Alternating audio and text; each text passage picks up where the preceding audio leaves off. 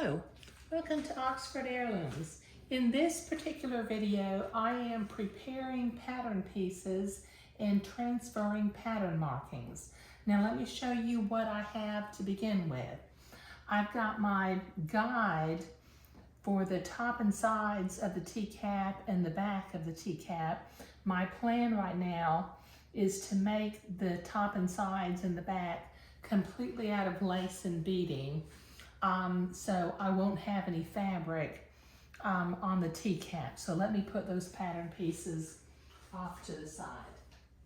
Okay, I've also cut out my diaper cover, and I need to transfer. I've got some buttonhole markings that I need to mark with my blue fabric marking pen. That came through, very good. Okay, so I can put that aside because this is the back and the buttons go on the front. So I can put that off to the side.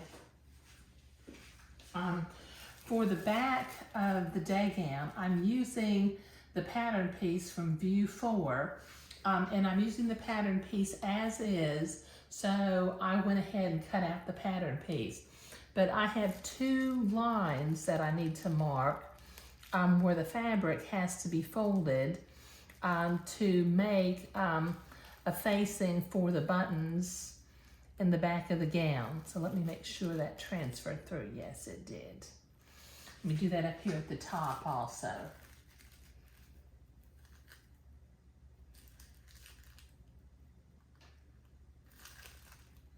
Okay. Okay, now I'm going to go ahead and mark one end of the buttonholes. I don't need to mark both ends because I use an old-fashioned buttonholer and it makes my buttons all the same size. Now this pattern only calls for 3 buttons, but I may put 5. So when I get farther along, I may move my pattern piece down and make 2 more marks for 2 more buttons, but we'll see about that. So I'll put that off to the side. Now, for the pattern pieces that I did not use as is out of the day gown. Okay, now the sleeve pattern piece, I'm using the sleeve pattern piece from view 1 and view 2, which is the day gown sleeve cuffed. It's also could be smocked, but I'm not going to smock it. Now I want to do a little embroidery and pleating detail on either side of the embroidery.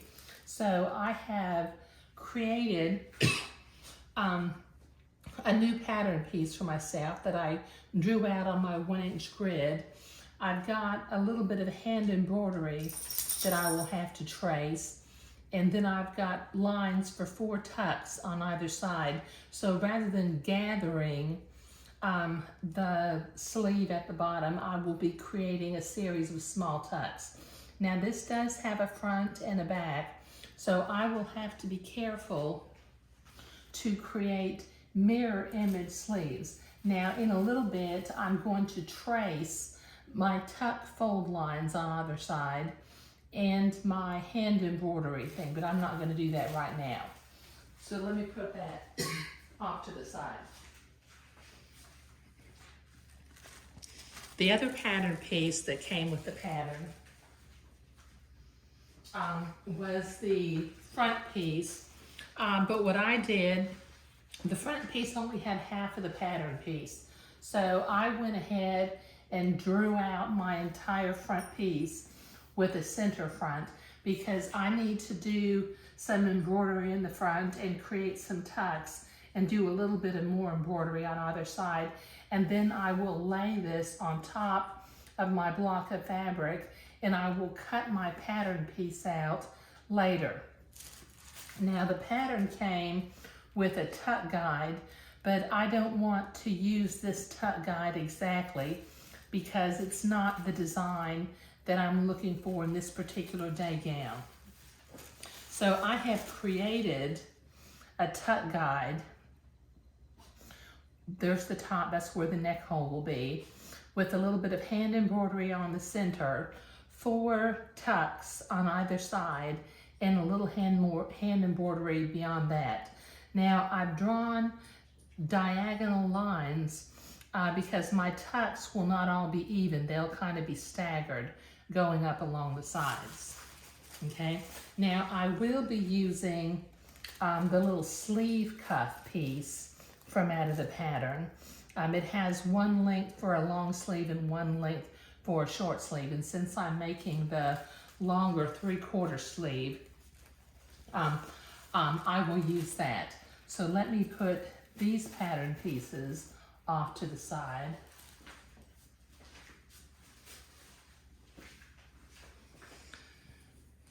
Okay, as I was cutting fabric, I cut a block of fabric, which is going to be the front of my gown.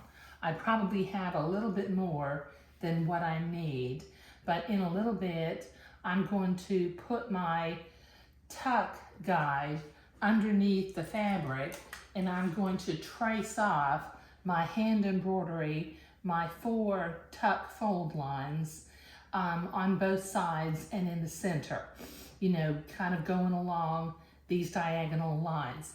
But what I'll need to do is I will need to do the hand embroidery first, followed by sewing the tucks, and then cutting out the pattern piece. But I'm not going to trace on camera right now because that's just kind of time consuming. I'll be using my friction erasable pen to do that. But I have a little bit of hand embroidery to do. So for the next little bit, I will be doing my hand embroidery on both the front of the gown, on both of the sleeves. Now, since these are mirror image, I'll have to turn my pattern piece over and mark front and back on my sleeve so that my little embroidery will be mirror images from sleeve to sleeve. But that's what I'll be doing next. But today I was cutting out pattern pieces, preparing